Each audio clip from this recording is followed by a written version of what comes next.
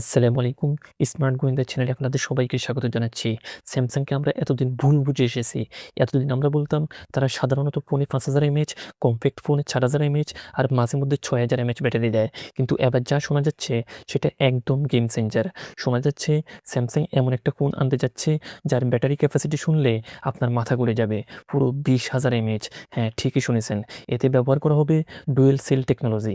একটা ১২,০০০ এমএএইচ আর একটা ৮,০০০ mAh battery. এই দুটো মিলিয়ে মোট ২০,০০০ এমএএইচ পাওয়ার। মানে অনার, রিয়েলমির মতো ব্র্যান্ড যারা ১০,০০০ বা ১৫,০০০ এমএএইচ নিয়ে কাজ করছে তাদেরকেও পেছনে ফেলে দিতে পারে স্যামসাং। তবে একটা বড় চ্যালেঞ্জ হচ্ছে ফোনের থিকনেস। এত বড় ব্যাটারি বসাতে গেলে ফোনটা যেন খুব মোটা না হয়ে যায়, সেটা নিয়ে স্যামসাং নাকি জোরে সোরে কাজ করছে।